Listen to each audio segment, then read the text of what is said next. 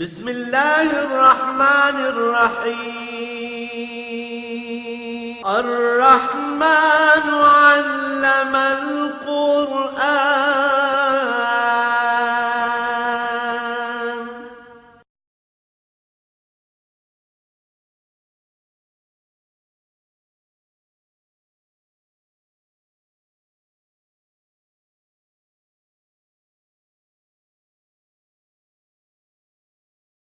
الحمد لله رب العالمين والصلاة والسلام على حبيبه محمد وآله وصحبه أجمعين.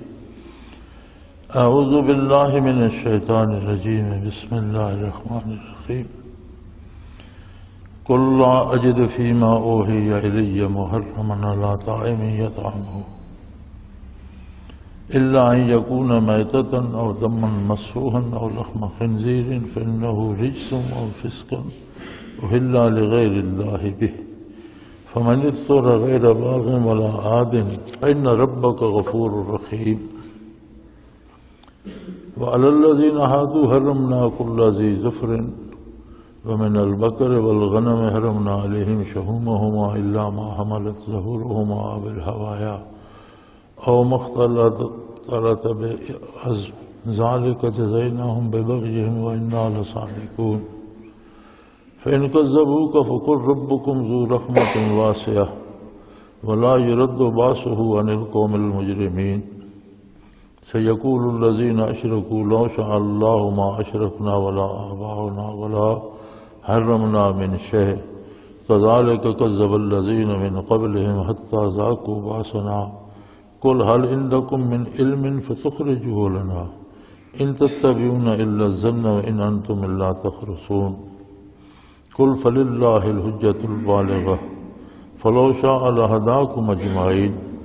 قل هلم شهداءكم الذين يشهدون أن الله حرم هذا فإن شهدوا فلا تشهد معهم ولا تتبع أهواء الذين كذبوا بآياتنا والذين لا يؤمنون بالآخرة وهم بربهم يعدلون.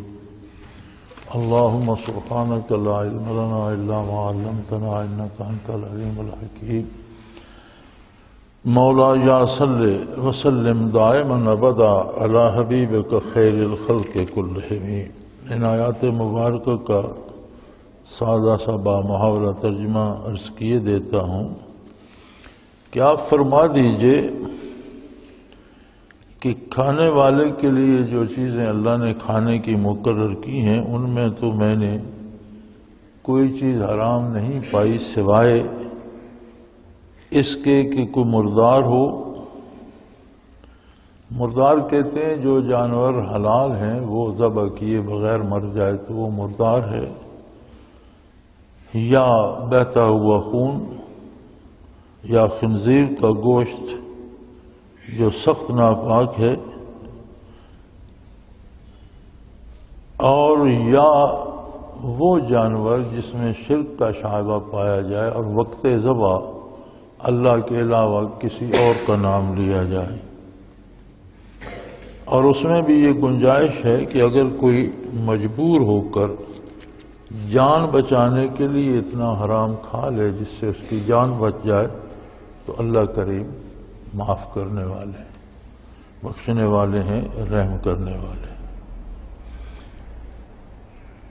اور یہ بھی یاد رہے کہ یہودیوں پر تو ہم نے ہر وہ جانور جس کے پنجے ہوں، ناخن ہوں، حرام کر دیا تھا، اور گائے اور بکریوں میں سے ان کی چربی ان پہ حرام کر دی تھی، اور اس میں بھی پھر تفریق رکھی تھی کہ جو پشت پر ہو یا انتڑیوں سے لگی ہوئی ہو یا ہڈیوں سے چمٹی ہوئی ہو وہ چربی حلال ہے، دوسری چربی حرام ہے. یہ بڑا مشکل مسئلہ تھا، لیکن ایسا مشکل کیوں کیا گیا؟ اللہ نے انہیں جزا دی ان کی شرارتوں کی وجہ سے، کیونکہ وہ احکام شرعی میں مین میخ نکالتے رہتے تھے، پابندیاں لگتی رہتی تھی. فرمایا وَإِنَّا لَصَادِقُونَ، اور ہم یقیناً سچے ہیں. اگر آپ کی تکذیب کریں تو انہیں کہیے کہ اللہ بے شک بہت بڑی رحمت کا مالک ہے لیکن مجرم پر سے عذاب نہیں ٹل سکتا، ہر کام کا نتیجہ ہوتا ہے، جو جرم کرے گا وہ سزا پائے گا۔ ورنہ تو جو لوگ شرک کرتے ہیں وہ بھی کہتے ہیں کہ اگر اللہ چاہتا تو نہ ہم شرک کرتے، نہ ہمارے آباء و اجداد شرک کرتے، نہ ہم کسی چیز کو حلال و حرام کہتے۔ اگر ہم شرک کرتے ہیں اور چیزوں کو اپنی مرضی سے حلال و حرام کرتے ہیں تو اللہ ہمیں روکتا تو نہیں۔ فرمایا اس طرح کے جھوٹ ان کے پہلوں نے، آباء و اجداد نے بھی بولے، اور پھر جو کرتوت کیے ان کا مزہ بھی چکھا۔ آپ انہیں فرما دیجئے کہ اگر تمہارے پاس کوئی علم ہے، کہیں کسی آسمانی کتاب میں ہے، کوئی وحی الہی ہے تو وہ بتا دو، اور اگر نہیں ہے تو پھر تم میں اپنے وہم کی پیروی کر رہے ہو اور میں اپنی اٹکل سے باتیں بناتے ہو۔ انہیں فرما دیجئے کہ اللہ ہی کی دلیل مضبوط ہے، اگر چاہتا تو تم سب کو ہدایت دے دیتا۔ آپ ان سے فرما دیجئے کہ ان کو لاؤ جن کو تم گواہ اور شہادت قرار دیتے ہو کہ کون سی دلیل ہے تمہارے پاس کہ یہ چیز اللہ نے حرام کی ہے، اور اگر یہ جھوٹی شہادت دینے پہ بھی تیار ہو جائیں تو آپ ان کے ساتھ گواہی مت دیجئے اور ان کی خواہشات کی پیروی مت کیجئے، کیونکہ یہ ہماری آیات کی تکذیب کرتے ہیں، اور جو لوگ آخرت سے ایمان نہیں رکھتے وہ اللہ کے شریک بھی بنا لیتے ہیں۔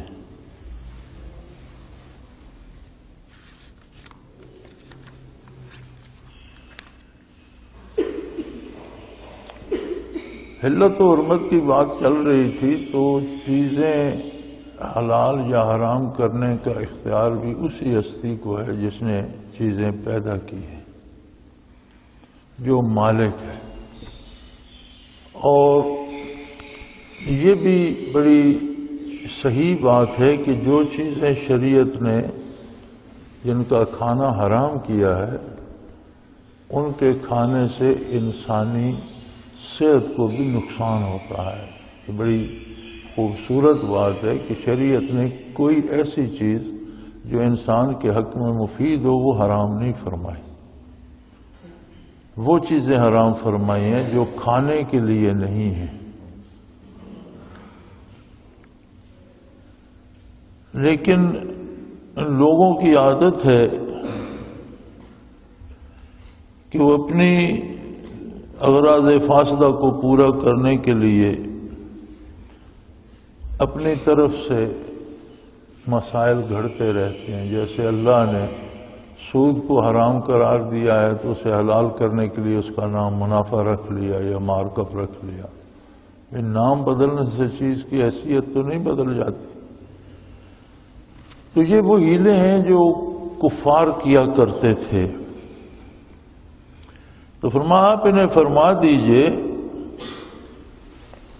کہ ہر بات کے لیے کوئی ذریعہ علم کا چاہیے۔ ہر بات کو جاننے کے لیے آپ نے کہیں کسی آسمانی کتاب سے یہ علم حاصل کی ہے، کسی نبی کے ارشادات سے حاصل کی ہے، کوئی علمی یا اس کا پر کوئی نقلی یا عقلی دلیل ہے، تو سب سے مضبوط ذریعہ علم کا مضبوط ترین ذریعہ جو ہے وہ ہے وحی الہی۔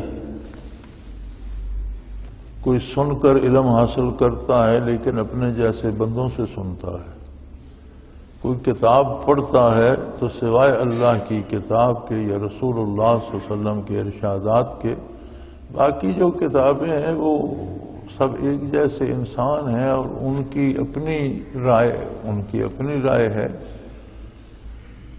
وزن جو ہے وہ ارشادات نبوی میں ہے کہ نبی کریم صلی اللہ علیہ وسلم دین کے بارے جو ارشاد فرماتے ہیں آپ کی حدیث بھی وحی الہی ہے۔ ما ینطق عن الہوی ان ہوا الا وحی یوحی، آپ اپنی مرضی سے ارشاد نہیں فرماتے بلکہ جو اللہ کریم کا حکم ہوتا ہے وہی ارشاد فرماتے، یا پھر براہ راست وحی الہی ہے قرآن کریم۔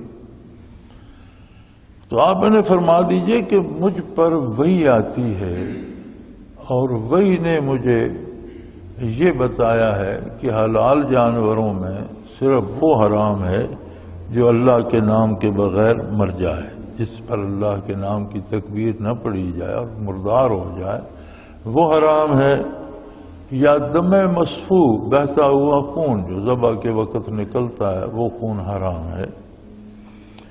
خنزیر کا گوشت حرام ہے، فإنہ رجس، اس کے اصل میں ناپاکی ہے۔ خنزیر ایسا جانور ہے کہ جس کا کوئی جز کبھی پاک نہیں ہوتا، گوشت حرام ہے، چمڑا حرام ہے، ہڈیاں حرام ہیں، اس کا بیچنا خریدنا حرام ہے، حتیٰ کہ خنزیر پالنے پر ملازمت کرنا حرام ہے یا اس پر اجرت لینا حرام ہے، یعنی اس کی اصل میں حرمت ہے۔ فإنہ رجس، اس کی اصل میں حرمت ہے وہ، ورنہ جتنے جانور حرام بھی ہیں یا کوئی حلال جانور مردار ہو جاتا ہے اور اس کی کھل کی دباغت کی جاتی ہے اور کھال دباغت کے بعد پاک ہو جاتی ہے، اس کا جائے نماز بھی بنایا جا سکتا ہے، استعمال ہو سکتی ہے، لیکن خنزیر کی کھال دباغت سے پاک نہیں ہوتی، اس کی اصل میں، فإنہ رجس، اس کی اصل میں حرمت ہے، اصل میں ناپاکی ہے۔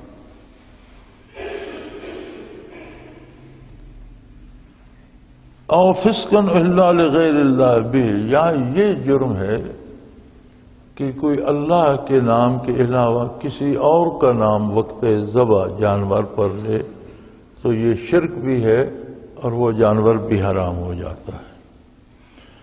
پھر ان حرام جانوروں میں بھی اللہ نے یہ گنجائش رکھی ہے کہ کسی کو بھوک کی وجہ سے اگر کوئی مر رہا ہے اور کہ مر جانے کا خطرہ ہے اور حلال چیز نہیں مل رہی تو اتنا کھا لے جس سے اس کی جان بچ جائے، پیٹ بھرنے کے لیے نہ کھائے، اس سے لطف اندوز ہونے کے لیے نہ کھائے، لیکن اتنا کھا لے جس سے وہ مر نہ سکے، لیکن حرام اس کے لیے بھی حلال نہیں ہوتا، رہتا حرام ہی ہے۔ جان بچانے کی حد تک کھا لے گا تو اللہ غفور الرحیم ہے، بخشنے والا، رحم کرنے والا ہے، اسے بخش دے گا، اس کی سزا نہ دے گا۔ لیکن یہ نہیں کہا جا سکتا کہ اس اضطرار میں حرام حلال ہو جاتا ہے، حرام حلال اس کے لیے بھی نہیں ہوتا، کھاتا حرام ہی ہے لیکن اس حرام کھانے پر اسے سزا نہیں دی جائے گی۔ یہ بڑی عجیب بات ہے کہ انسان اپنی خواہشات کے لیے احکام الہی کو موڑنے کی کوشش کرتا ہے، اور کفر میں یہی مصیبت ہے۔ حق یہ ہے کہ جو حکم اللہ و اللہ کے رسول کا ہو اسے بلا چوں چراں تسلیم کیا جائے، لیکن یہود کی عادت بحث کرنے کی تھی۔ جب موسیٰ علیہ السلام کوئی حکم بتاتے تو اس میں مین میخ نکالتے، پھر یہ کیوں ہے، پھر ایسا کیوں ہے، پھر یہ بتاؤ، آگے باتیں بناتے جاتے ہو، جتنی آگے باتیں بناتے اتنی پابندی لگتی جاتی۔ تو فرمایا ان پر ہم نے پنجوں والے جانور حرام کر دیے اور بھیڑوں بکریوں میں سے ان کی چربی ان پر حرام کر دی، اور پھر چربی میں بھی علت و حرمت بنا دی کہ جو پیٹھ کے اوپر ہے وہ حلال ہے، یا جو انتڑیوں کے ساتھ لگی ہوئی ہے وہ بھی حلال ہے، جو ہڈی کے ساتھ لگی ہوئی ہے وہ بھی حلال ہے، باقی حرام ہے۔ اب ایک جانور ذبح کرو، اس میں سے کتنی محنت کر کے وہ چیزیں الگ کرنی پڑیں گی۔ تو فرمایا ان پر اتنی سختی کیوں کی گئی؟ ذالک جزیناہم ببغیہم، یہ ان کی اپنی شرارتوں کی وجہ سے کی گئی، یہ اطاعت نہیں کرنا چاہتے تھے، جرا کرتے تھے، تو جتنی جرا کرتے تھے اتنی پابندیاں لگتی چلی جاتی تھی۔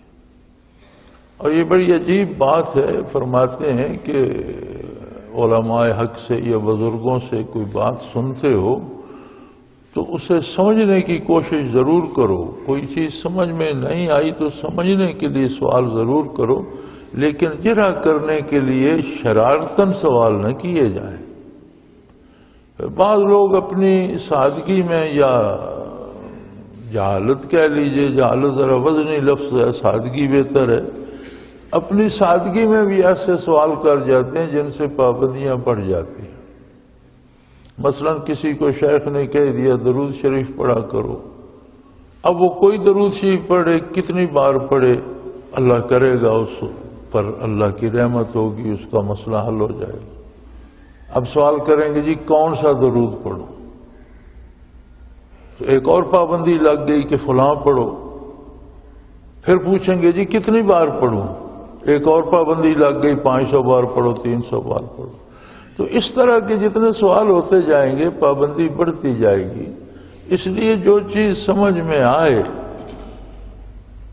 اور جس طرح وہ بلا چوں چرا تعمیل ارشاد کی جانی چاہیے۔ لیکن یہود کا یہی طریقہ تھا، فرمایا ان کی شرارتوں کی وجہ سے ان پر یہ سختی بڑھتی گئی۔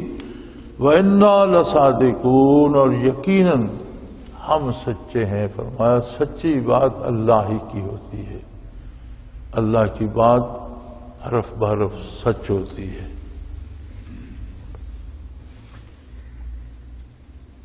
اور پھر اگر یہ آپ کے احکام نہ مانیں، آپ کی تکذیب کریں، انکار کر دیں آپ کی بات کو ماننے کا، اور انکار کرنے کا بھی عجیب طریقہ ہے۔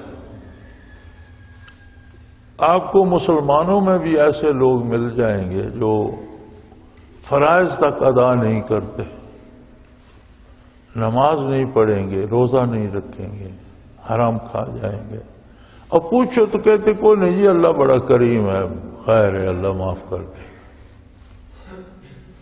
یہ بات بھی وہ یہود اور کفار کہا کرتے تھے کہ کوئی نہیں جی ہمارے اعمال میں کیا رکھا ہے، اللہ بڑا بخشنے والا ہے، وہ بخش دے گا، خیر ہے، گزارا ہو رہا ہے۔ اب یہ مصیبتیں ہم سے ہوگا، ہم نماز پڑھیں گے تو کیا ہوگا، نہیں پڑھیں گے تو اللہ کا کیا بگڑ جائے گا، ہمارے پڑھنے نہ پڑھنے سے کیا ہوگا، یا میں روزہ رکھوں گا تو کیا ہے، یا نہیں رکھوں گا تو کیا ہے، یا میں نے تھوڑی سی رشوت لے لی ہے تو خیر ہے، اللہ معاف کرنے والا ہے، اللہ بخش دے گا۔ فرمایا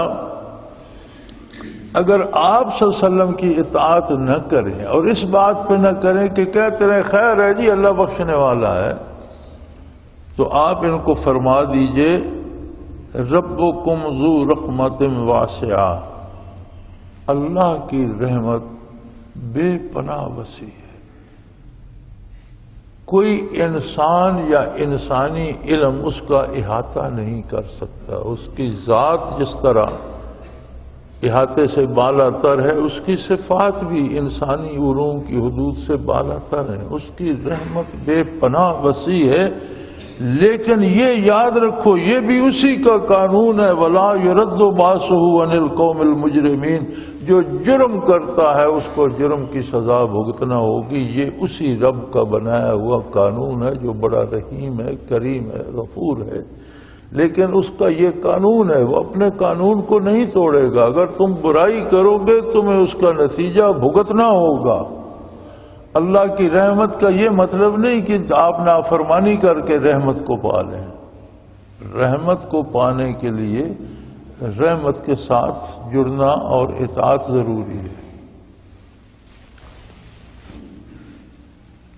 سَيَقُولُ الَّذِينَ أَشْرَكُوا لَوْ شَاءَ اللَّهُ مَا أَشْرَكْنَا وَلَا آبَاؤُنَا وَلَا حَرَّمْنَا مِنْ شَيْءٍ۔ فرمایا یہ بھی جو شرک بھی کرتے ہیں، یہ بات تو ہی کہ جو حرام کھا لیتے ہیں یا گناہ کرتے ہیں تو پھر کہتے ہیں اگر اللہ کو منظور ہوتا تو ہم نہ کرتے۔ فرمایا ان کے آباء و اجداد شرک کیا کرتے تھے، اور مشرکین بھی یہ کہتے تھے کہ اگر ہم شرک کرتے ہیں، اگر ہم حرام کھاتے ہیں تو اللہ ہم پر عذاب کیوں نہیں نازل کرتا۔ اس کا مطلب ہے کہ اللہ ناراض نہیں ہے اس بات سے، یہ کوئی بات نہیں۔ اگر ہم نے شرک کیا، ہمارے آباء و اجداد نے شرک کیا، یا کچھ چیزیں ہم نے اپنی طرف سے حرام کر دیں، تو اگر اللہ نہ چاہتا تو ہم کیسے کر سکتے تھے؟ وہ تو ہر چیز پر قادر ہے۔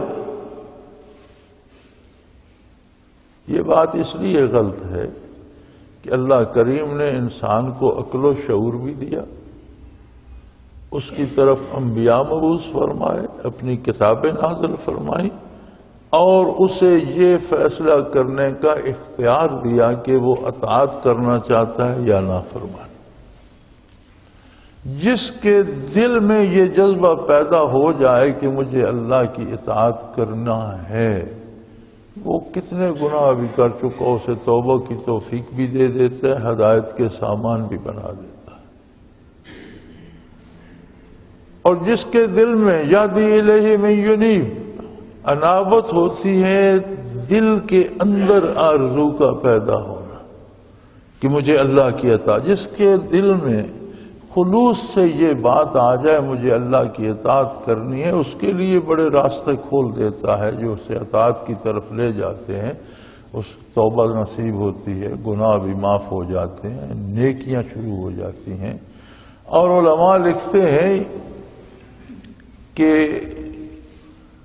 اسے نیک لوگوں کا، اہل اللہ کا، بھلے لوگوں کا ساتھ نصیب ہو جاتا ہے تاکہ وہ اس کی رہنمائی کر سکے۔ لیکن اگر وہ یہ فیصلہ نہ کرے اور چاہے کہ اپنی مرضی سے جیے تو پھر وقت مقررہ تک اس کے پاس مہلت ہے، جب تک دنیا میں ہے، دنیاوی زندگی ہے، تب تک جو جی چاہتا ہے کر لے، پھر اسے اللہ کی بارگاہ میں جانا ہے۔ اور یہ اصول مت بھولو کہ نافرمانی کر کے انعام کوئی نہیں پا سکے گا۔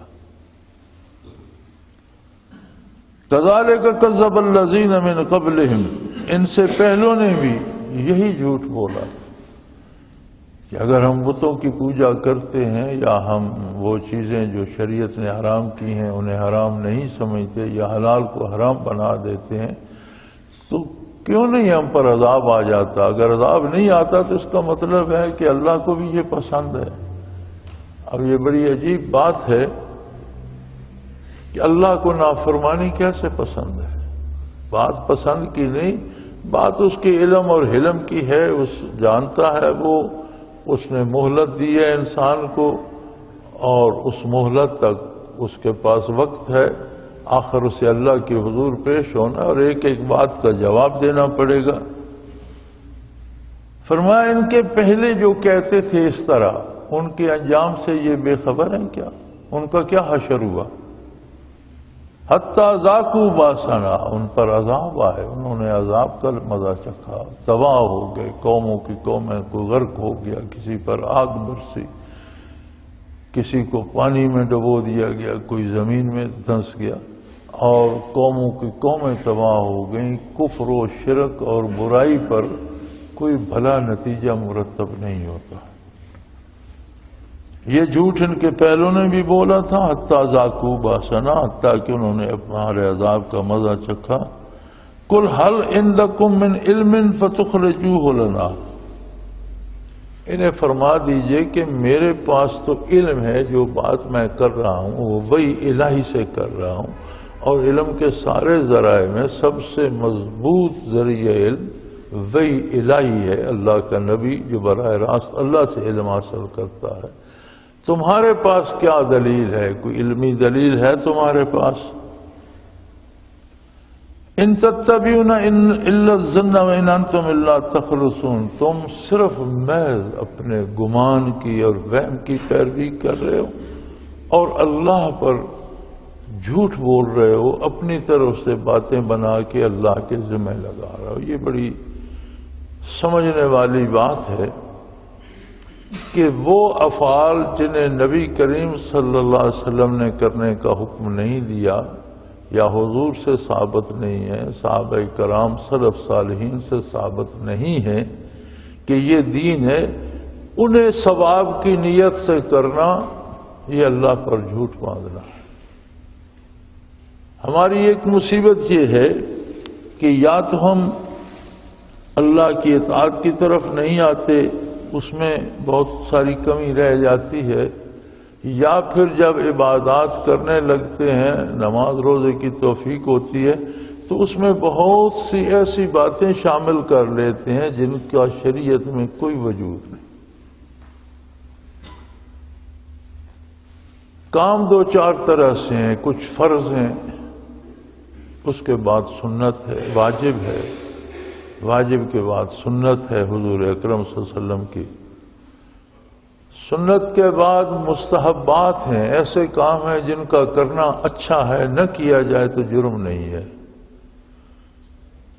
مستحبات کے بعد مباحات ہیں، ایسے کام جن کے کرنے کی اجازت ہے، مباح کام جو بندہ کر سکتا ہے۔ مثلا اب کھانے جس طرح کے ہم آج پکاتے ہیں اس طرح کے تو حضور کے زمانے میں نہیں تھے، لیکن یہ کوئی پابندی نہیں ہے کہ جس طرح کھانے اس زمانے میں ویسے ہی یہ مباح ہے جیسے۔ لیکن اگر کوئی ایک کھانا آپ کہیں کہ یہ کھانا جو ہے اس کو اس طرح بنانا بڑا ثواب ہے، تو اس کے لیے آپ کو ثابت کرنا پڑے گا کہ حضور نے فرمایا ہے کہ یہ کھانا بنانا ثواب ہے۔ اگر نہیں تو پھر آپ اسے ثواب کہہ کر اللہ کریم پر الزام لگا رہے ہیں۔ اللہ نے نہیں فرمایا، اللہ کے نبی نے نہیں فرمایا، آپ اسے کیسے کہتے ہیں؟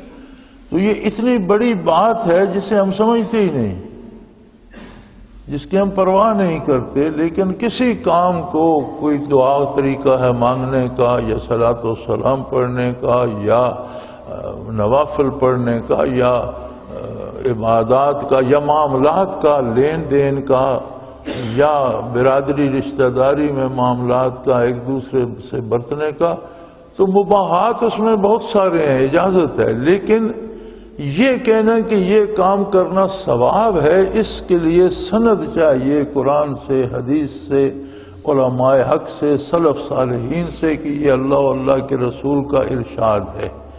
اگر نہیں ہے تو مباح کام کو بھی جس کے کرنے کی اجازت ہے اسے بھی اگر آپ یہ کہہ دیں کہ اس کا کرنا ثواب ہے تو وہ جرم بن جائے گا، کیونکہ یہ اتھارٹی، یہ حیثیت اللہ کو ہے، اللہ کے رسول صلی اللہ علیہ وسلم کی حیثیت ہے کہ وہ بتا سکتے ہیں۔ تو اپنی طرف سے مقرر کر لینا یہ اتنا بڑا جرم ہے جیسے مشرکین اللہ پر جھوٹ باندھتے تھے، یعنی جو رسومات کرتے تھے اسے کہتے تھے یہ کرنا عبادت ہے اور یہ اللہ پر جھوٹ ہوتا تھا۔ تو ہمارے زمانے میں اس میں بھی بہت کمزوری آئی ہے، اس چیز کا ہمیں کوئی احساس نہیں ہوتا، کوئی ادراک نہیں ہوتا، اور بڑی عجیب بات ہے۔ روز میرا تو لوگوں سے سابقہ ہوتا ہے، ملتے بھی ہیں، خط لکھتے ہیں، ای میلز بھی آتی ہیں، ٹیلی فون بھی آتے ہیں، کہتے کیا ہے؟ کچھ لوگ کہتے ہیں جی ایسا کرنا ثواب ہے۔ اب جب پوچھا جائے وہ کچھ لوگ کون ہیں، کسی ایک کا نام بتاؤ، کسی کا نام نہیں بتا۔ یہ کوئی تک بھی ہے کسی چیز کو حلال حرام یا ثواب نہ ہونا کہنے کی کہ آپ کسی بندے کا نام نہیں جانتے؟ ویسے ہی کہتے ہیں، لوگ کہتے ہیں۔ لوگ کون ہیں؟ کہنے والا کون ہے؟ کوئی عالم ہے، اس کے پاس کوئی شرعی دلیل ہے، پھر تو بات قابل توجہ ہے۔ تو ایسے ہی کہہ دیں گے جی مجھے کچھ لوگوں نے کہا ایسا کرو، یہ کوئی بات ہے بھلا کرنے کی؟ اگر آپ کو لوگ دنیا کے معاملے میں کہیں تب تو آپ نہیں کرتے۔ کوئی آپ سے کہے کہ گھر سے پیسے اٹھا کر باہر پھینکو تو پھینک آئیں گے؟ کوئی کہے کہ اپنا کرتا سامنے سے پھاڑ دو کو پھاڑ دے گا؟ دنیا کے معاملے میں تو آپ بڑے ذہین ہیں کہ کوئی بات دنیا کا کوئی مشورہ دے تو ہم کہتے ہیں تم کون ہوتے ہو میری بات میں دخل دینے والے؟ میرا معاملہ ہے، میں خود سمجھ لوں گا۔ دین کے معاملے میں ہر کسی نے آزادی دی ہوئی ہے جی، لوگ ایسا کہتے ہیں، یہ کوئی بات لوگوں کے کہنے سے دین نہیں ہوتا، قرآن و سنت دین ہے، علماء حق اس کی تشریح کریں۔ کوئی عالم آپ کو بتائے کہ یہ ثواب ہے، اس کے پاس کوئی دلیل ہوگی، پھر تو کوئی بات بھی ہے۔ ایسے ہی کہ لوگ کہتے ہیں یہ کیا بات ہے، اس کی وجہ صرف یہ ہے کہ ہمارے دل میں دین کی اہمیت نہیں ہے۔ دنیا کی اہمیت ہے، اس کے بارے ہم کسی کی بات سننا گوارا نہیں کرتے۔ دین کی اہمیت نہیں ہے، اور یہ ایمان سے کمزوری کی دلیل ہے۔ تو فرمایا یہ محض ظن اور گمان کی پیروی کرتے ہیں اور اللہ پر جھوٹ باندھتے۔ تو یہ کہنا کہ یہ بھی ثواب ہے، اگر وہ شرعن ثابت نہیں ہے تو یہ اتنا بڑا جرم ہے کہ کہنے والا اللہ پر جھوٹ بول رہا ہے۔ اب قیامت کو جواب دینے کی باری آئے گی تو پتہ چلے گا۔ اور میرے حبیب نے فرما دیجئے فَلِلَّهِ الْحُجَّةُ الْبَالِغَةُ، فرما دیجئے کہ سب سے غالب دلیل اللہ کی۔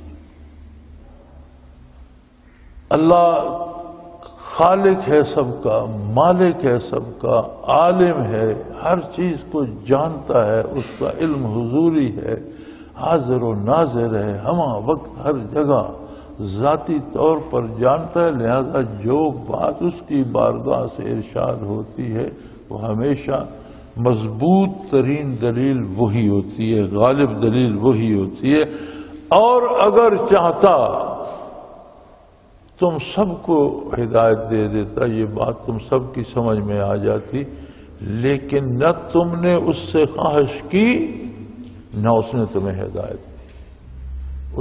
اس نے تمہاری خواہش پر اس بات کو، یہی کچھ اختیار ہے بندے کے پاس۔ بندہ اپنی مرضی سے کوئی پیدا نہیں ہوتا، اپنی مرضی سے اپنی شکل نہیں بنا سکتا، اپنی مرضی سے اپنا قد بت نہیں بنا سکتا، اپنی مرضی سے صحت بیماری اختیار نہیں کر سکتا، اپنی مرضی سے زندہ نہیں رہ سکتا، جب موت آتی ہے مجبوراً اسے مرنا پڑتا ہے، اپنی مرضی سے اپنا عقل و خرد اور علم نہیں بنا سکتا، جو عطا ہوتا ہے وہی ہے، اپنی مرضی سے اپنی روزی مقرر نہیں کر سکتا، جو اللہ کی طرف سے ہے وہی میں، تو پھر اختیار کس بات کا ہے؟ نہ پیدا ہونے پہ اختیار ہے، نہ مرنے پہ، نہ شکل بنانے پہ، نہ روزی پہ، نہ قسمت پہ، نہ مقدر پہ، نہ کھانے پہ، نہ سونے پہ، نہ جاگنے پہ، تو اختیار کس؟ یہ اختیار ہے بندے کے پاس کہ بالغ ہونے کے بعد حق و باطل کو پرکھ کر حق کو اختیار کرے تو اس کی مرضی۔ اگر حق کو اختیار کرتا ہے تو اللہ اس کا ہاتھ تھام لیتا ہے، اس کی مدد فرماتا ہے، حق کو سمجھنے میں اس کا سینہ فراخ کر دیتا ہے، ایسے لوگوں سے ملوا دیتا ہے جو اسے حق بتاتے ہیں، اس کی پوری مدد فرماتا ہے۔ اور اگر وہ کہتا ہے مجھے حق نہیں چاہیے، مجھے تو موج میلا کرنا ہے، تو اس کو اس وقت نہیں روکا جاتا، اسے اختیار دیا گیا ہے، جب تک اس کے پاس مہلت ہے، زندگی ہے، جو جی چاہتا ہے کر لے۔ لیکن فرمایا یہ بات یاد رکھو کہ ہر چیز پہ پھل لگتا ہے۔ اگر تم گندم بوتے ہو تو اس پہ گندم لگتی ہے، آم کا پیڑ لگاتے ہو اس پر آم لگتے ہیں، اگر تم دھتورے بوتے رہو گے تو اس پر دھتورا ہی لگے گا، اگر تھور بوتے رہو گے تو اس پر کانٹے ہی لگیں گے۔ ہر عمل کا نتیجہ بھگتنا پڑتا ہے۔ اس غلط فہمی میں نہ رہو کہ میں گناہ کر رہا ہوں مجھے کچھ نہیں ہو رہا، ہو نہیں رہا، تمہاری سزائیں بن رہی ہیں، نفاذ کا وقت آ جائے گا، جب تم مرو گے تو نافذ ہو جائے۔ اور اگر تم خواہش کرتے تو اللہ ایسا کریم ہے کہ تمہارے دل میں انابت آتی اور وہ چاہتا تم سب کو ہدایت دے دیتا۔ قُلْ هَلُمَّ شُهَدَاءَكُمُ الَّذِينَ يَشْهَدُونَ أَنَّ اللَّهَ حَرَّمَ هَٰذَا، یہ جو تم اپنی مرضی سے چیزیں حرام حلال کرتے رہے ہو تو کوئی ایسے گواہ تو لاؤ جو یہ کہیں کہ واقعی اللہ نے یہ چیزیں حرام کی ہیں۔ سنی سنائی بات کا تو اعتبار نہیں ہوتا، تو ایسے گواہ لاؤ۔ لیکن فرمایا جس بندے کا اللہ کے ساتھ ایمان نہیں ہے اسے جھوٹ بولنے میں کیا ڈر لگے گا؟ ہو سکتا ہے یہ غلط طور پر گواہی دینے پہ شروع ہو جائے۔ اور اب تو ایسا دور آ گیا ہے کہ ہم نے مسلمانوں کو بھی دیکھا ہے کہ جھوٹ پر گواہی دیتے ہیں اور اس پر قرآن شریف کی قسم بھی لے لیتے ہیں، اللہ کی قسم بھی لے اور جھوٹ بول رہے ہوتے ہیں، اور انہیں خود پتہ ہوتا ہے میں جھوٹ بول رہا ہوں۔